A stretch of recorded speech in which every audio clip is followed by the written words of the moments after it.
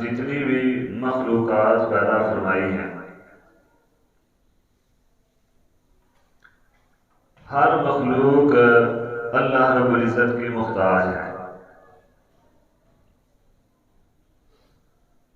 اگر کوئی بے پرواہ بے نیاز ہے تو وہ فقط اللہ سبحانہ و تعالی کی ذات ہے بس۔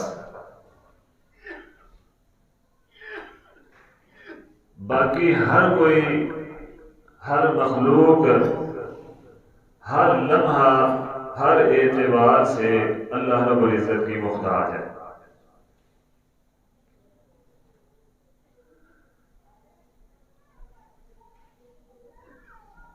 جب ہر مخلوق کو مختلف قسم کی ضروریات درپیش ہیں، ان ضروریات کو پورا کروانے کے لیے کوئی نہ کوئی ایسی ہستی ہونی چاہیے جس کے سامنے کائنات میں بسنے والی ہر مخلوق اپنا سوال رکھ سکے۔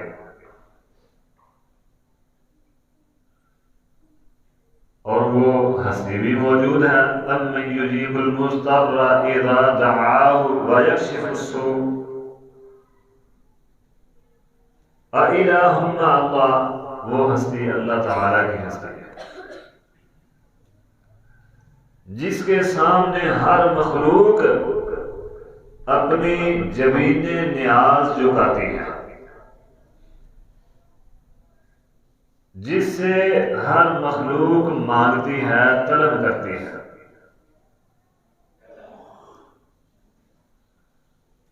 مانگنا، اللہ رب العزت سے طلب کرنا، سوال کرنا بڑا ہی اہمیت والا عمل ہے۔ اللہ سے دعا کرنا بہت اہم عمل ہے۔ اللہ رب العزت نے خود حکم فرمایا ہے کہ مجھ سے مانگو، ادعو ربکم، اپنے رب سے مانگو، سوال کرو، اپنی ضروریات، اپنے مسائل، اپنی مشکلات، مسائل اللہ سبحانہ و تعالی کے سامنے پیش کرو۔ فقیر بن جاؤ، واللہ الغنی وانتم الفقراء، اللہ غنی ہے، تم سب کے ساتھ فقیر ہو۔ ادعو ربکم، فقیر بن کر اپنے رب سے مانگ لو جو مانگنا ہے۔ یہ حکم ہے اس رب کا۔ پھر یہ ایسا عظیم عمل ہے کہ نبی مکرم صلی اللہ علیہ وسلم نے فرمایا ان الدعاء هو العبادہ۔ سیدنا نعمان بن بشیر راوی ہیں کہ دعا عبادت ہی ہے، یعنی اللہ سے مانگنا، اللہ سے طلب کرنا، دعا کرنا، سوال کرنا، مسائل اور مشکلات کے حل کے لیے اللہ کے حضور پیش ہونا، یہ بھی عبادت ہے۔ اور صرف عبادت ہی نہیں، سیدنا ابو ہریرہ رضی اللہ، عبداللہ بن عباس رضی اللہ عنہما فرماتے ہیں نبی صلی اللہ علیہ وسلم نے فرمایا افضل العبادت الدعاء، سب سے افضل عبادت دعا ہے۔ نماز پڑھتے ہیں، شروع سے لے کر آخر تک سلام پھیرنے تک دعائیں ہی دعائیں ہیں، بلکہ آخری جو السلام علیکم ہم کہتے ہیں نماز ختم کرنے کے لیے، یہ بھی دعا ہے۔ حج کرنے جائیں، طواف کریں، صفا مروہ کی سعی کریں، دوسرے تیسرے عمل، دعا ہی دعا ہے۔ افضل عبادت الدعاء، سب سے افضل عبادت دعا ہے۔ پھر اللہ تعالیٰ اس بندے سے بڑے خوش ہوتے ہیں جو اللہ سے مانگتا ہے۔ جو نہیں مانگتا اللہ رب العزت اس سے ناراض ہوتے ہیں، اس پر غصے ہوتے ہیں۔ اور ساتھ فرمایا ان الذین یستکبرون عن عبادتی سیدخلون جہنم داخرین، جو دعا نہیں کرتا اللہ سے، سوال نہیں کرتا، مانگتا نہیں، سیدخلون ان قریب ہم اسے جہنم میں داخل کر دیں۔ جب تم بے نیاز بھی نہیں، بے پرواہ بھی نہیں، تمہیں ضروریات بھی ہیں، مسائل بھی ہیں، مشکلات بھی ہیں، مسائل بھی ہیں، پھر کیوں نہیں مانگتے؟ سیدخلون جہنم داخرین، کیسی عظیم ہستی ہے اللہ سبحانہ و تعالیٰ کی کہ نہ مانگنے والوں کو جہنم میں داخل کرے گی، مانگنے والوں کو نہیں۔ ہم میں سے کوئی کسی کے پاس چلا جائے مانگنے کے لیے، ایک مرتبہ دے دے گا، 2 مرتبہ دے دے گا، 3 مرتبہ دے دے گا، اخیر کہہ دے گا بھائی بس کرو، میرے پاس اتنا نہیں کہ تمہیں دیتا ہی رہو۔ اللہ سبحانہ و تعالیٰ اس بات پر ناراض ہوتے ہیں کہ تو کیوں نہیں مانگنے آیا؟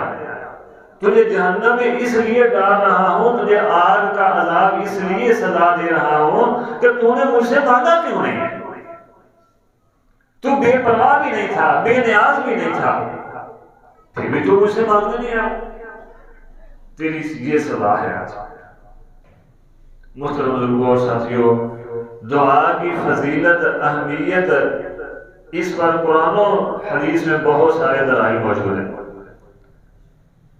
بہت ساری آیات، بہت ساری احادیث، سلف صالحین کے اقوال، صحابہ کے اقوال، فرامین موجود ہیں۔ لیکن آج موضوع ہے کہ دعا کا ادب کیا ہے، دعا مانگنی کیسے ہے، اس کا طریقہ کیا ہونا چاہیے۔ ہم جیسے اکثر یہ شکوہ کرتے ہوئے نظر آتے ہیں، جی دعا کرتے ہیں لیکن قبول ہی نہیں ہوتی۔ بہت ساری وجوہات میں سے ایک وجہ یہ بھی ہے کہ ہم دعا کے آداب کا خیال نہیں کرتے۔ کوئی بھی کام ہے اس کا طریقہ ہے، سلیقہ ہے، بغیر طریقے، بغیر سلیقے کے کوئی بھی کام نہیں ہوتا۔ دعا کے بھی اللہ اور اس کے رسول صلی اللہ علیہ وسلم نے آداب سکھائے ہیں۔ دعا کا سب سے پہلا ادب یہ ہے کہ جس سے آپ مانگ رہے ہیں اس میں کچھ شرائط ہونی چاہیے۔ پہلے ادب کی پہلی شرط یہ ہے کہ اس کا وجود ہو۔ جس کا وجود ہی نہیں ہے اس سے آپ کیا مانگتے ہیں؟ جس کا وجود ہی نہیں اس سے مانگنا بھی فضول ہے۔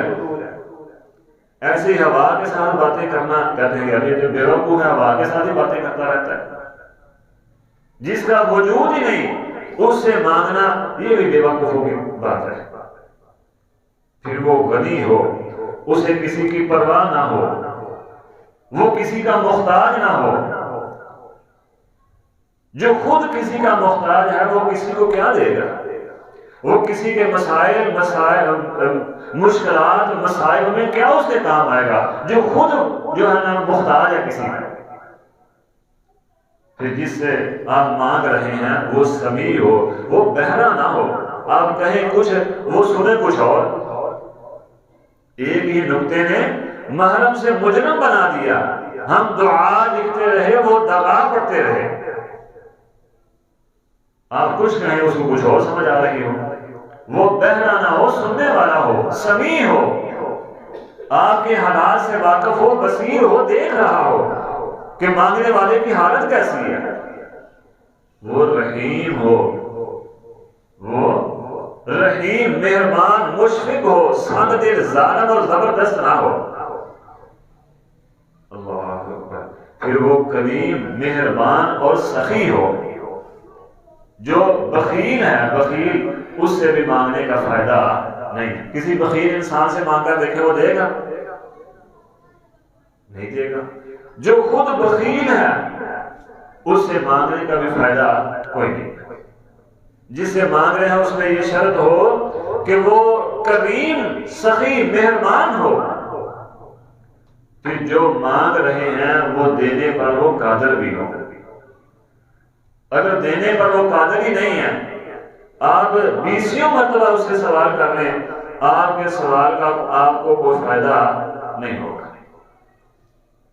یہ شرائط جس میں ہوں گی اس سے مانگیں گے تو آپ کو فائدہ ہوگا، اور وہ ذات جس میں یہ ساری شرائط موجود ہیں فقط اللہ سبحانہ و تعالیٰ کی ذات ہے۔ اللہ کے علاوہ کوئی بھی، نہ کوئی پیر، نہ کوئی فقیر، نہ کوئی بنا مشرا، اللہ کے علاوہ جو بھی ہے وہ سخی نہیں ہے، وہ محتاج ہے، وہ خود فقیر ہے، وہ قادر بھی نہیں ہے۔ جب ہر کوئی فقیر ہے اللہ کے علاوہ، ہر کوئی محتاج ہے، قدرت بھی نہیں رکھتا، پھر اللہ سے، اللہ کے علاوہ کسی اور سے مانگنے کا فائدہ بھی نہیں ہے۔ اور اَإِلَىٰ أَمَّن يُجِيبُ الْمُضْطَرَّ إِذَا دَعَاهُ میں اللہ نے یہی بات سمجھائی ہے، اِلَٰهٌ مَّعَ اللَّهِ، ہے کوئی میرے علاوہ قادر دینے پر؟ ہے کوئی میرے علاوہ کوئی سخی، کوئی مہربان، کوئی کریم، کوئی رحم کرنے والا، کوئی مشفق؟ کوئی بھی نہیں۔ اِلَٰهٌ مَّعَ اللَّهِ۔ دوسرا ادب یہ ہے کہ اخلاص کے ساتھ مانگیں اللہ کے لیے، چونکہ یہ عبادت ہے دعا بھی، تو جس طرح دوسری عبادت کے لیے اخلاص شرط ہے، اس کے لیے بھی اخلاص شرط ہے۔ فقط اللہ سبحانہ و تعالیٰ سے مانگے، کوئی اور شریک نہ ہو اس میں۔ وسیلے واسطے بھی، وسیلوں واسطوں کو بھی اللہ کو پرواہ نہیں ہے۔ آپ نام لے کر کسی کا وسیلہ ڈال لیں، اللہ مجھے محمد رسول اللہ صلی اللہ علیہ وسلم کے نالین کے صدقے دے دے، تو اللہ کو کوئی پرواہ نہیں۔ آدم علیہ السلام کے صدقے دے دے، اللہ کو کوئی پرواہ نہیں۔ اللہ الصمد کیا مطلب ہے؟ جس کا مرضی نام لو، اللہ کو کوئی پرواہ نہیں۔ ہاں مسنون وسیلہ ہو جائے گا، آگے ذکر کرتے ہیں وہ بھی انشاءاللہ۔ کسی ہستی کا وسیلہ، اس کے نام کا وسیلہ، اللہ الصمد، اللہ بے نیاز ہے، اللہ کو کسی ہستی کی پرواہ کوئی نہیں۔ فَادْعُوا اللَّهَ مُخْلِصًا لَهُ الدِّينَ، اللہ کو پکارنا اللہ کے لیے خالص کر لو۔ اگر کسی اور کو شریک بنایا تو اللہ کو پرواہ نہیں، جس نے مرضی پکارو، عبد القادر جیلانی رحمۃ اللہ کے نام سے پکار لو۔ یہ تو سب چھوٹے چھوٹے ہیں، محمد رسول اللہ صلی اللہ علیہ وسلم سب سے عظیم ہستی ہیں، ان کا نام، ان کے وسیلے سے بھی اللہ سے مانگو تو اللہ کو پرواہ نہیں۔ اگر اللہ کو پرواہ ہوتی تو نبی صلی اللہ علیہ وسلم بتا کر جاتے، سکھا کر جاتے، سمجھا کر جاتے، جہاں اور باتیں سمجھائی تھی۔ اللہ سبحانہ و تعالیٰ کے لیے خالص کر لو اپنی عبادتوں کو، اپنی دعاؤں کو۔ پھر تیسرا ادب یہ ہے کہ باوضو ہو جاؤ۔ سیدنا ابو موسیٰ اشعری رضی اللہ عنہ فرماتے ہیں، میرے چچا ایک میدان جنگ میں شہید ہو گئے، اور جاتے جاتے مجھے آخری وصیت یہ کرتے گئے، بھتیجے اے ابو موسیٰ عبداللہ بن قیس اشعری، نبی صلی اللہ علیہ وسلم کے پاس جب جاؤ گے تو میرا سلام آپ کی خدمت میں عرض کرنا، اور ساتھ یہ عرض کرنا کہ اے اللہ کے نبی، میرے چچا کا پیغام ہے، یہ عرض ہے کہ میری مغفرت کے لیے دعا کر دیں۔ ابو موسیٰ عبداللہ بن قیس اشعری رضی اللہ عنہ فرماتے ہیں، میں نبی صلی اللہ علیہ وسلم کی خدمت میں واپس جب آیا تو حاضر ہوا آپ کے گھر میں، آپ چارپائی پر لیٹے ہوئے تھے۔ کائنات کی سب سے عظیم ہستی، جو اللہ سے مانگے کائنات کا رب فوراً وہ عطا فرما دے۔ اللہ فرماتے ہیں، جب میں پہنچا تو نبی صلی اللہ علیہ وسلم کے پہلو اور آپ کی کمر پر چارپائی کے نشانات موجود تھے۔ ہم بیڈ کے اوپر سوتے ہیں آرام کے ساتھ، مزے سے، نرم اور گرم بستروں میں، پھر بھی کائنات کے رب کے نافرمان اور ناشکرے ہیں۔ ایسا ہے کہ نہیں؟ اپنے اپنے گریبانوں میں جا کر دیکھا۔ امام الانبیاء محمد رسول اللہ صلی اللہ علیہ وسلم صحابہ کو حکم دیتے تو کیا آپ کے لیے نرم اور ملائم اور گرم بستر نہیں تیار ہو سکتے تھے؟ ہو سکتے تھے، لیکن بتایا کہ اس طرح لیٹا کرو تاکہ رب یاد رہے گا۔ ابو موسیٰ اشعری فرماتے ہیں، میں نے آپ کی خدمت میں سارا واقعہ عرض کر دیا۔ نبی صلی اللہ علیہ وسلم اٹھے، اٹھ کر وضو کیا، وضو کرنے کے بعد میرے چچا کے لیے مغفرت کی دعا کی۔ یہ مسنون عمل ہے، فرض نہیں ہے، اخلاص فرض ہے۔ مسئول میں وہ شرائط جو میں نے ذکر کیے ہیں وہ ہونا فرض ہے، لیکن باب وضو ہو کر دعا کرنا مسنون ہے، فرض نہیں۔ بغیر وضو بھی آپ دعا کر سکتے ہیں، وضو کے ساتھ کریں جو زیادہ افضل ہے۔ نبی صلی اللہ علیہ وسلم جب معراج سے واپس آئے تھے، بلال رضی اللہ عنہ نے پوچھا بلال کون سا عمل کرتے ہو؟ اللہ اکبر، جنت میں میں تھا لیکن قدموں کی آہٹ تیزی سنائی دے رہی تھی۔ عرض کی اللہ کے نبی کوئی ایسا عمل مجھے تو نہیں پتا میں کرتا، ہاں ایک ہے کہ جب بھی بے وضو ہو جاتا ہوں تو فوراً وضو کر لیتا ہوں۔ ہر وقت وضو کی حالت میں رہنا اتنا عظیم عمل ہے۔ اس کے بعد وضو بھی کر لیا ہے، پھر قبلہ رخ ہو کر دعا کرنا یہ بھی مسنون ہے، فرض نہیں مسنون ہے۔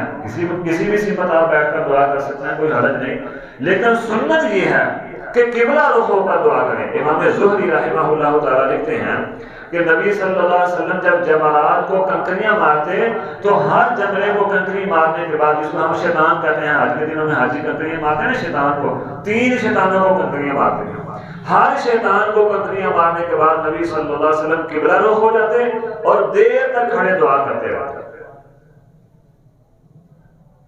اسی طرح اللہ کے پاک پیغمبر کے صحابی سیدنا عبداللہ بن زید انصاری رضی اللہ عنہ فرماتے ہیں کہ ہر سالی ہو گئی، بارش نہیں ہو رہی تھی، نماز استسقاء کے لیے نبی صلی اللہ علیہ وسلم مدینہ شہر سے باہر نکلے، نماز استسقاء ادا کی، نماز کے بعد آپ دعا کرنے لگے تو قبلہ رخ ہو گئے، قبلہ رخ ہو کر نبی صلی اللہ علیہ وسلم نے دعا فرمائی بارش کے لیے، تاکہ یہ قحط سالی جو ہے یہ ختم ہو جائے۔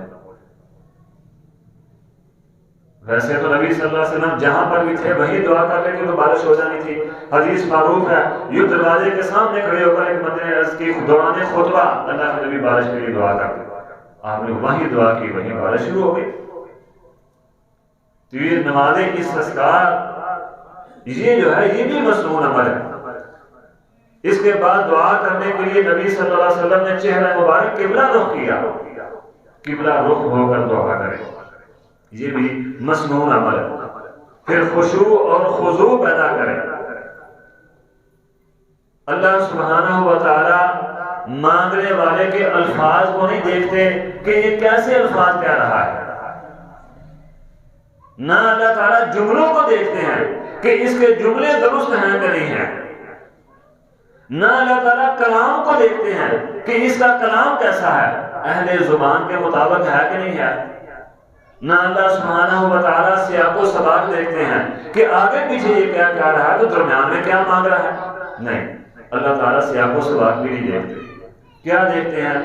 اللہ رب العزت خشوع اور خضوع دیکھتے ہیں، مانگنے والے کے دل میں میرا ڈر کتنا ہے، اور جو مانگ رہا ہے اسے خود بھی پتا ہے کہ نہیں کہ میں کیا مانگ رہا ہوں۔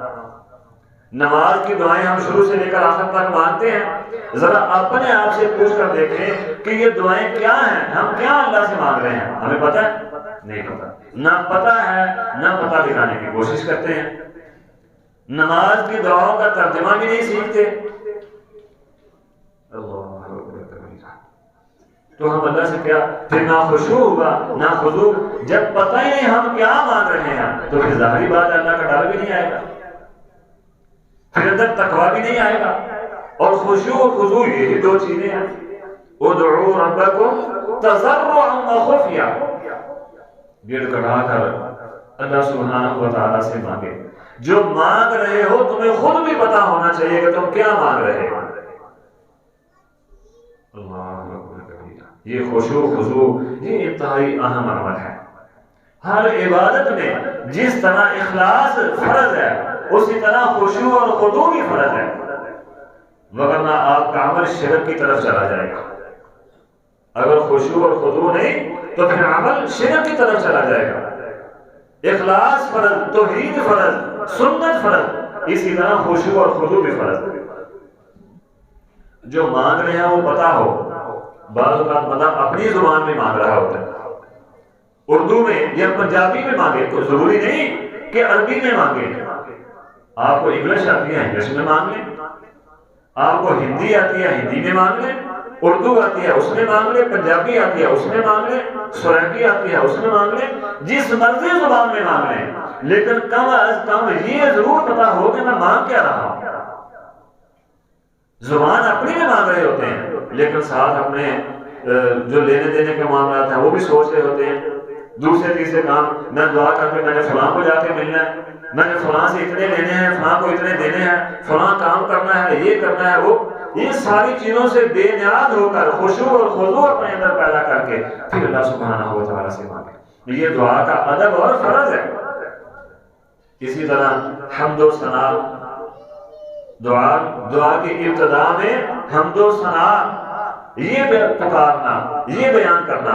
اللہ کے نبی صلی اللہ علیہ وسلم کے صحابی سیدنا فضالہ بن عبید رضی اللہ عنہ فرماتے ہیں کہ نبی صلی اللہ علیہ وسلم تشریف لائے مسجد میں، ایک شخص نے نماز پڑھی، نماز پڑھنے کے بعد اس نے یہ دعا کی، اللہم اغفر لی وارحمنی، اللہ مجھے معاف کر دے اور میرے اوپر رحم کر دے۔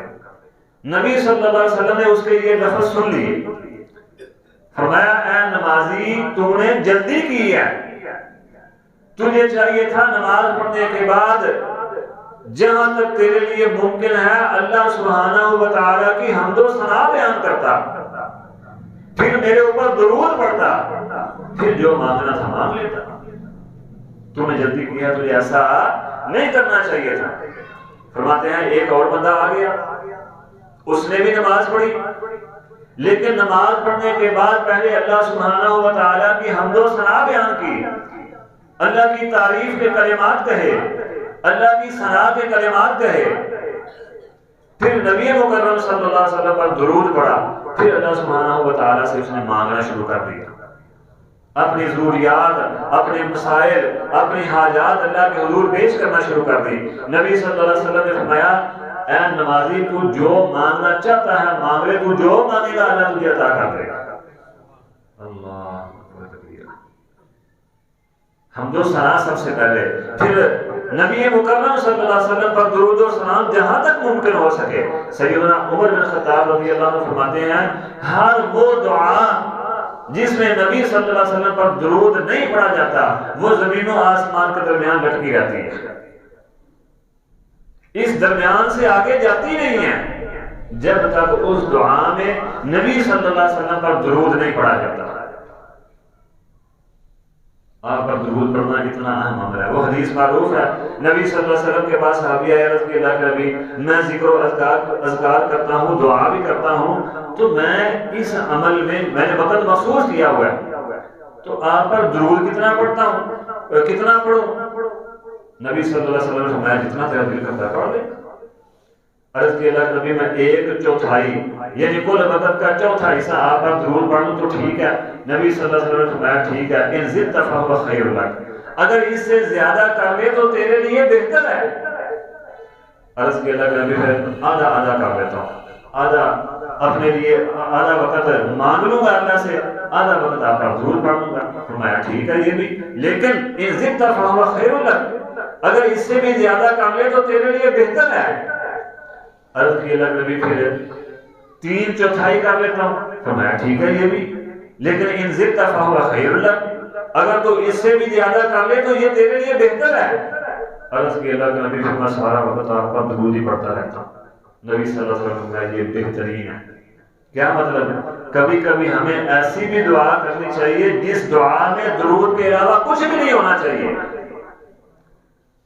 میں نے پچھلے سال درود کے فضائل میں یہ بات، یہ حدیث بیان کی تھی کہ جو بندہ دعا میں درود ہی پڑھتا رہتا ہے اس کی ساری ضروریات اللہ تعالیٰ خود ہی پوری کر دیتے ہیں۔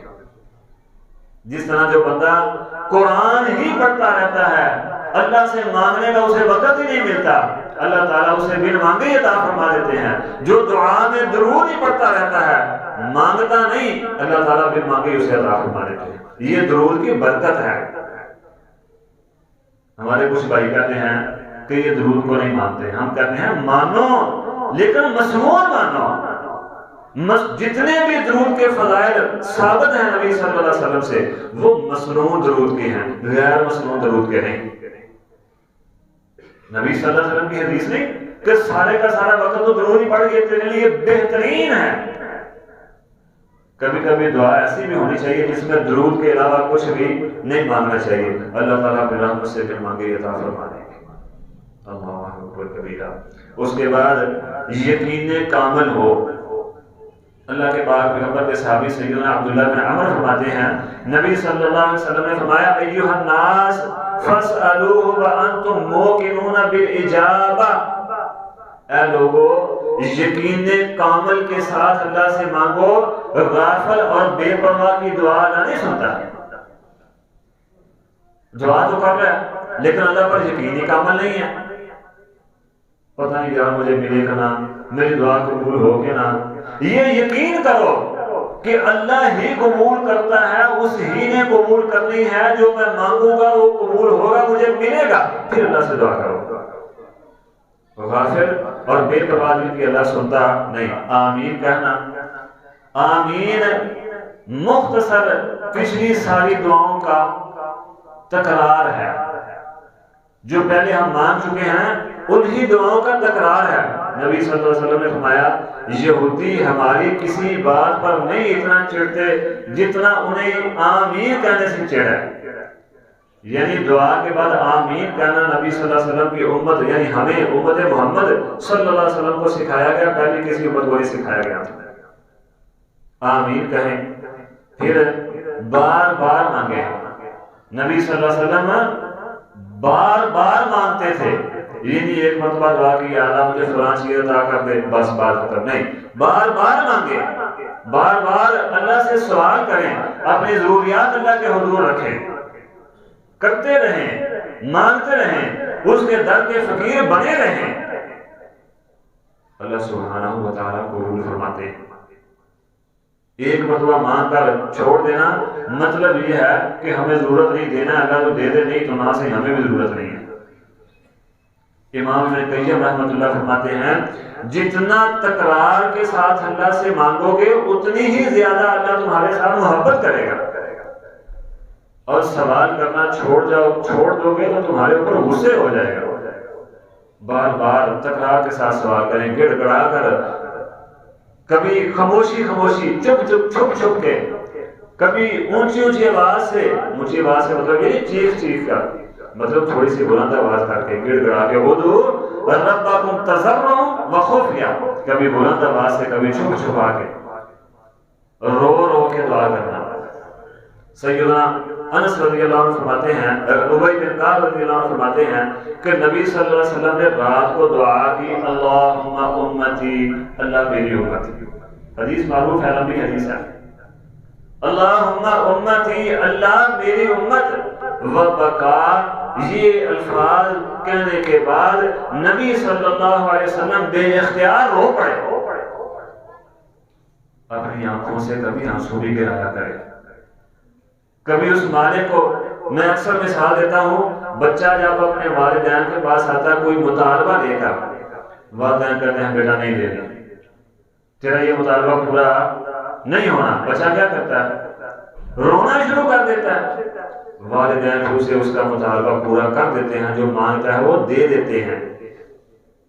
والدین جسے محبت میں سے بالکل تھوڑا سا حصہ ملا ہے وہ اپنے بچے کا مطالبہ پورا کر دیتے ہیں. جب ہم رب کے سامنے رو کر مانگیں گے تو وہ جو 70 ماؤں سے زیادہ, جو ایک کم 100 ماؤں سے زیادہ محبت کرتا ہے, وہ کیوں نہیں عطا کرے گا.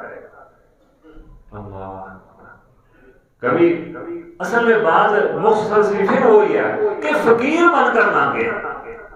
اپنا آپ, اپنی میں مار کر, اپنا من مار کر, پھر اس کے سامنے زمینیں نیاز جھکا کر رو کے مانگے. وہ کائنات کا رب آج بھی عطا کرے گا.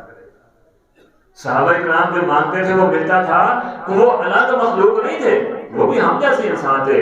ہماری طرح انہیں بھی ضروریات تھی, ہماری طرح انہیں بھی مسائل درپیش تھے.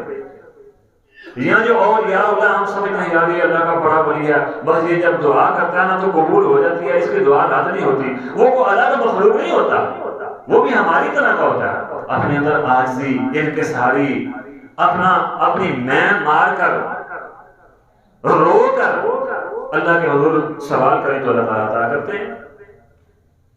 محترم بزرگوں, اور بھی بہت ساری چیزیں ہیں، بہت سارے آداب ہیں، وقت اجازت نہیں دیتا. 2-3 چیزیں اور سن لیں، وہ الفاظ جن کے ساتھ بہت زیادہ دعا قبول ہوتی ہے. ایک الذو یا ذا الجلال والاکرام. نبی صلی اللہ علیہ وسلم نے فرمایا یا ذا الجلال والاکرام کو مضبوطی سے پکڑ لو. کیا مطلب؟ اپنی دعاؤں میں یہ پڑھا کرو، یا ذا الجلال والاکرام اللہم ارزقنی، اے ذا الجلال والاکرام مجھے رزق عطا فرما دے، یا ذا الجلال والاکرام میری اولاد کو نیک کر دے، یا ذا الجلال والاکرام میرے کاروبار کو چلا دے، یا ذا الجلال والاکرام مجھے دنیا اور آخرت کی کامیابیاں عطا کر دے. اس طرح دعا کرو. امام ابن قیم فرماتے ہیں نبی صلی اللہ علیہ وسلم کی دعاؤں میں یا حی یا قیوم کثرت کے ساتھ ہوتا تھا، بہت زیادہ آپ کرتے ہیں یا حی یا قیوم، اے حی اور قیوم مجھے یہ چیز عطا فرما دے، مجھے معاف کر دے، میرے اوپر رحم کر دے، مجھے اولاد عطا کر دے. اسی طرح دوسرے معاملات. پھر درود پڑھنا یہ بھی دعا کی قبولیت کا سبب ہے. جس دعا میں جتنا زیادہ درود ہوگا، ہمارے کو ساز ہے مولانا رفیق بطور والا حیات ہیں اور فوت ہو چکے ہیں. جب میں گجرانوالے پڑھتا تھا تو وہ درس نظامی کی کلاس پڑھاتے تھے. ایک دن پڑھاتے انہوں نے درس دیتے ہوئے انہوں نے بات کہی کہ یار ایسا کیا کرو، دعا کے شروع میں بھی درود پڑھا کرو، دعا کے آخر میں بھی درود پڑھا کرو، دعا کے درمیان میں بھی درود پڑھا کرو. یہ کیسے ہو جائے گا کہ اللہ شروع والے درود بھی قبول کر لے، آخر والا درود بھی قبول کر لے، درمیان والا درود بھی قبول کر لے، لیکن ان تینوں کے درمیان جو ہم نے مانگا وہ قبول نہ کرے؟ یہ نہیں ہو سکتا. یہ اپنی محبت سے جو ٹھیک بھی بات ہے. اسی طرح اور بہت ساری باتیں اللہ نے کبھی موقع عطا کیا تو انشاءاللہ تفصیل سے اللہ تعالی ہمیں سمجھنے کی، عمل کرنے کی، دعا کے آداب کا خیال رکھتے ہوئے عمل کرنے کی توفیق عطا فرمائے. سبحان ربک رب العزت عما یصفون وسلام علی